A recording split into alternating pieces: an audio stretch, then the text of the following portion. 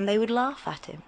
Until he finally got round to the wise man and he asked him exactly the same question. What did the unseen terror look like the last time you saw him? The wise man started to laugh. The unseen terror the last time I saw him? Oh, that's a good one. The reason he's the unseen terror is because he's never been seen. The only thing you ever see is the damage and destruction he leaves. But that wasn't enough for Durgen. He made up his mind that very moment that he was going to go off around the great big wide world and find out what the unseen terror looked like for himself. So he packed his bags, and first thing in the morning he left the village to the sobs of his mother and to the laughs of the other villagers, who thought he was as mad as a badger, who can get very mad if you start to pull faces at them. And he left. And he started to walk. And he searched and he searched and he searched, and he looked high and he looked low, he looked round and he looked about. And the first time he stopped, he asked people if they had seen the unseen terror. And he saw destruction all about, and they said, yes, the unseen terror has been here, but the unseen terror was here about a month ago. And so Durgen carried on walking. And the next time he stopped, he asked the same question, and they said, oh yes, the unseen terror has been here. He's been here about a week ago. And the third time he stopped, he asked the same question once more. And they said, yes, the unseen terror was here a day ago. And as Durgen looked around at the ground, there was blood and guts and gore, broken trees, smashed houses, and he saw the devastation for himself. And so he walked a little bit further until he came to a lonely mountain, and there he stood. And in that moment he realized he was where he wanted to be. For there was that sinking feeling in his stomach, that cold spine tingle going up and down, and he knew for sure that something was watching him. Then with a mighty roar, as loud as thunder and as quiet as a whisper, he heard it, the unseen terror. And he turned around, and there it was, coming closer and closer and closer. Durgen. His heart beat so loud and so hard that he couldn't hear his brain scream, "Run!" His feet froze to the ground. The colour started to drain from his head, down his face, even his clothes, and out through his toes into the ground. And there he stood, stock still, frozen to the spot, as white as a statue, as that unseen terror got closer and closer and closer with it.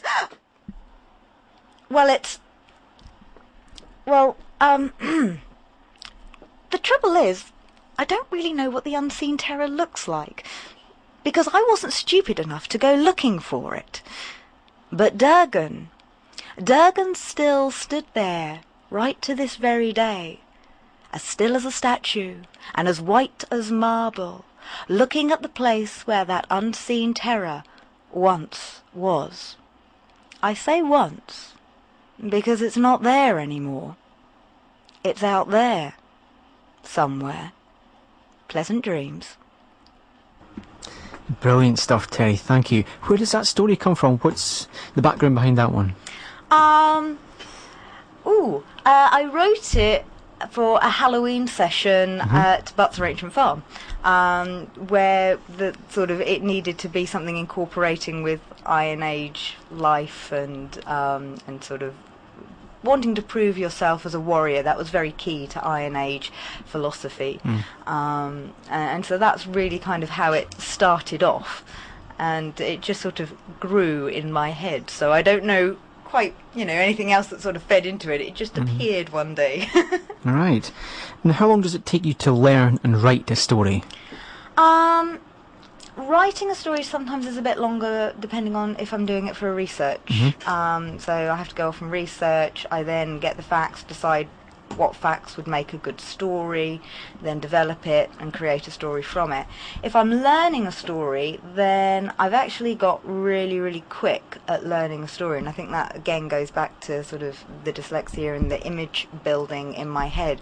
I've got it down to about 10 minutes now, depending on the length of the story. If it's a short story, then I can do it quite quickly. If it's a long story, then I might need a couple of days and a bit of rehearsal. Right, because I thought you were going to say like 10 days or 10 hours, but not 10 minutes. It started off, as quite a long period, and then it just sort of shortened. And I think it's more necessity than anything else, because I'm going to boast here now, I'm getting so much work that I haven't got really time to take 10 days between each thing, so I've had to push myself to get faster. Cool, excellent. Well, I've been grilling you here. I'm going to give you a little bit of a break. We've got 30 seconds and we'll be speaking to Terrie straight after this. Yes, welcome back to the storytelling feature. I'm chatting to Terrie Howey, and just before the break, we're having a little bit of a chat there. She's given us 2 fantastic stories so far. Now, Terrie, why storytelling? Of all the things to choose, there may be, why not poetry or something like that? I don't know, it just really spoke to me. That sounds really hairy-fairy, and I apologise for that, but it really did. There's just something in it. I love what storytelling can give. Every story has a lesson in it. Even if it's the most entertaining story, it still has things that we can learn out of it. And sharing a story with somebody is really, really special. People hear things in it, they discover things for themselves, and especially when you encourage new storytellers and see them discover it for themselves as well, that's really, really quite special, which is why I've sort of got involved just recently with the Young Storyteller of the Year competition that happens each year in Birmingham. And that's set up by Traditional Arts, Graham Langley, Pam Bishop and Fiona Collins, who are storytellers, and it's a really good event for 15 to 26-year-olds to showcase what they can do and support and develop. So I think that's quite key. So I would say that's pretty much excellent. Because we've had Graham Langley, he's been on the show before, and we've also had who's it, Charlie Goodyear as well? Yes. Who was in the Young Storyteller? Yes, Of the indeed. year. So excellent stuff. Good. Do you think children would benefit from stories within school and storytelling themselves? I think so. I think storytelling is really good for building empathy, because if you can listen to a story and identify with the characters and the emotion and the journey that they're going on, and you can imagine how that feels, then that starts to allow for people to imagine how it feels to be somebody else going through a hard time. Also, for children, it develops communication skills, logic skills, problem solving, confidence. The list goes on and on and on.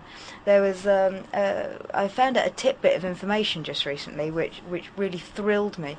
Apparently when they do MRI tests, they ask people to tell stories when they're looking at the brain, because storytelling engages quite a lot of pretty much the most part of your brain that any activity can do, because you're using memory, language, logic, all these different things are all firing off at the same time. Okay. And that in itself, I thought, wow, that's pretty special.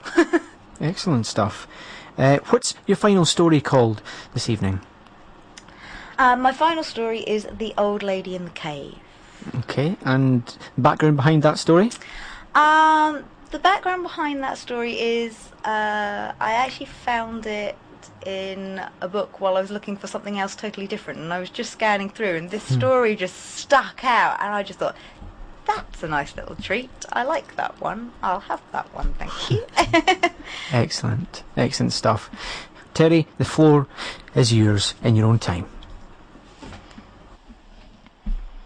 There was once a man who had everything. He was wealthy, had a good family, a good home, he was very good in his particular craft, and so it was that you would think that he would be a happy man. But he wasn't. You see, he always wanted something more. And he always wanted to know the truth. He always wanted to understand perfect truth. And so he said to his wife that he was going to go and search the world until he found truth. Now, being quite a wise woman, she turned around to her husband. She said, well, if you're going to go, you're going to put all the house, all the money and all the goods in my name, and then you can go off and do what you want. And so he did, and she was happy. And he went, and he searched. And he searched for a year and a day, until on the top of an isolated mountain he found a cave. And he entered into that cave, and at the very back of that cave, with slimy walls and soggy floors, he found an old woman, hunched over a fire, with greasy, lank, grey hair falling down her face, hardly a tooth in her mouth, wrinkles so bad it would make an elephant look like a baby's bottom. And he looked at her, and he said, Who are you? And she turned to him, and she said, I am truth. And the man, he was happy, for he had found what he was looking for, and he asked if she would teach him. And she agreed. And so for another year and a day he studied with the old woman, and after a year and a day he had learnt everything that she could tell him, every truth, every honesty in the world, and he knew it was time to return home. But as he was leaving, he wanted to do something for the old woman who had been so generous with her time. And so he said to her, Is there something I can do for you? What is it that I could take or give you? And the old woman, she looked at him and she said, Well, always, when you are speaking of me, tell the world that I am young and beautiful. Excellent stuff. Thank you very much, Terry, for that final story this evening. Now, I believe you're going to be performing next weekend, is it? This weekend, rather? This weekend, the bank holiday weekend, the 28th and 29th of May. Plug the event. Excellent. Well, we're going to be at the Hazelmere Fringe Festival, which actually starts on the 27th at 5:30, and most of it's happening on Lion Green in Hazelmere, or Lion's Den as it's being called for the weekend.